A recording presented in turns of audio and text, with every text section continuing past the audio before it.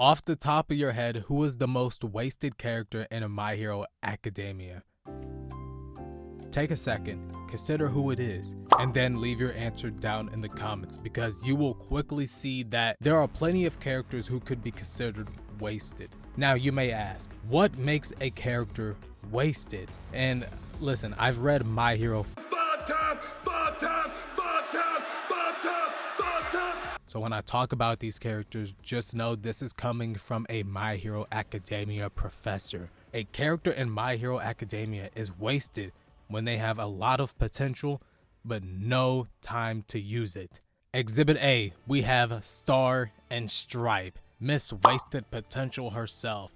The amount of potential that she has wasted is so bad that Horikoshi would have been better off not even creating the character to begin with, and just having Captain Celebrity from Vigilantes take her spot in that fight. How is Star and Stripe wasted potential? Well, it comes down to her role in the story. She is introduced to the audience as the first ever American hero in the story, and arguably a top 3 strongest character in the whole series.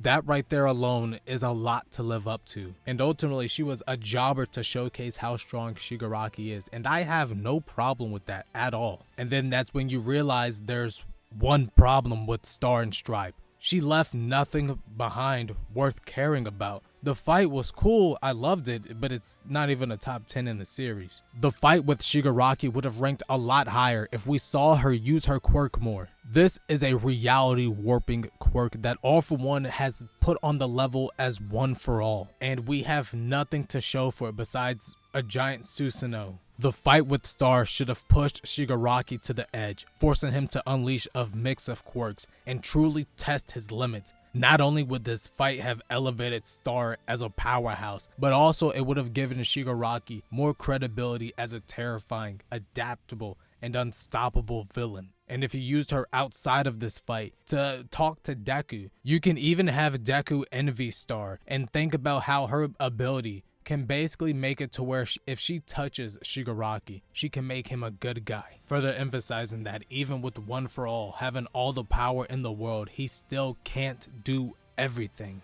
But nah, y'all wasted it and have her die in like 2 chapters. Like, come on, and destroy what quirks? What quirks did she destroy? Like be for real. Speaking of quirks and hers being a JoJo's quirk, we have another quirk that is basically a JoJo's quirk. My boy Tokayami Tsukuyomi. Now this might cause some controversy because there's some of you who think Tokayami, who is cool enough, who didn't need much screen time. But when I'm being honest with you guys, that man is nothing more than hype moments and aura. Like he has a cool design, a cool quirk, really cool moments, and that's about it. Him and Hawks, their aura together. Give me more of Tokayami.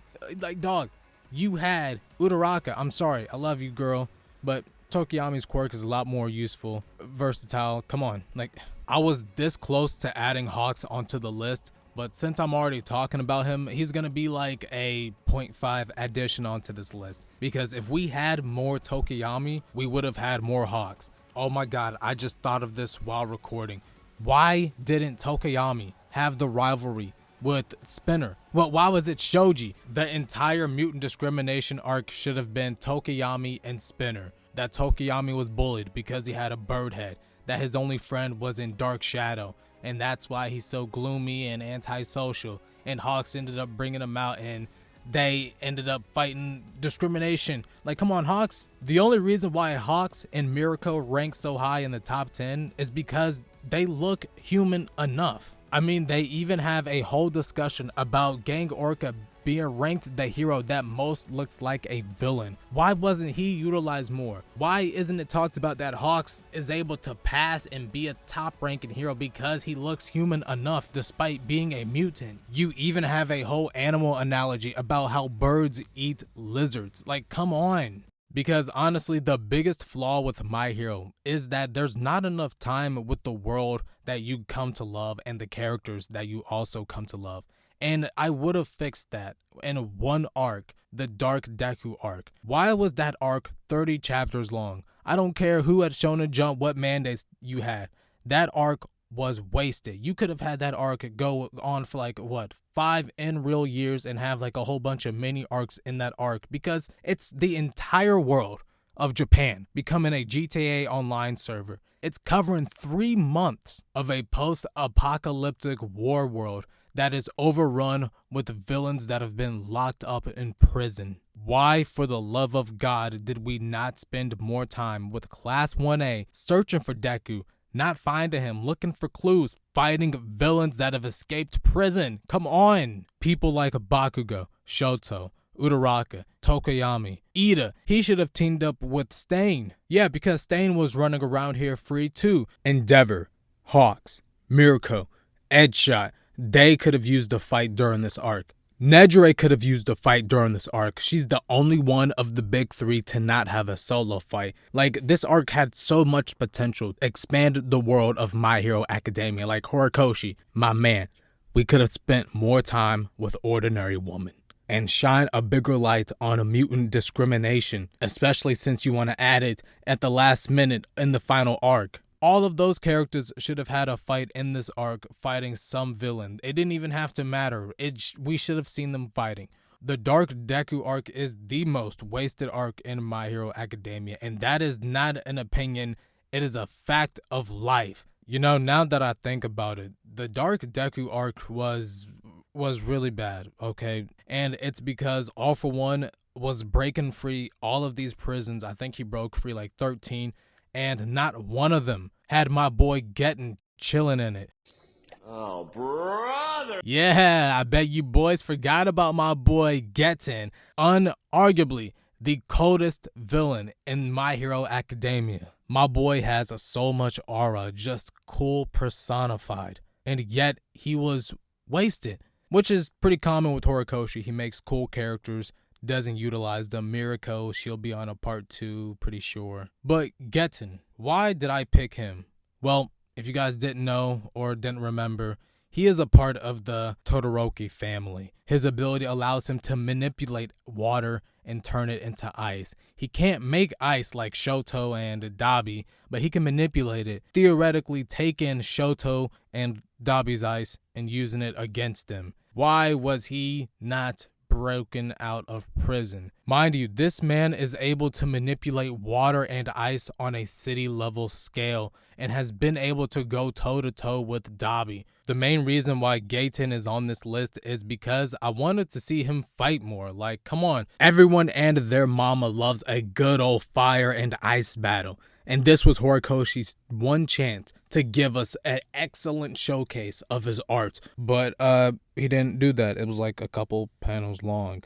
But then Studio Bones, they had a chance to redeem it. All they had to do was give us 5 minutes. Just 5 minutes of filler fighting with these two. But no, we didn't get that. This video is going on for way too long, so we're going to talk about one more character, and that is going to be my boy Twice. So I went back to the second My Hero Academia movie because it has Endeavor versus Dabi. This is a really badass fight, but it's really short.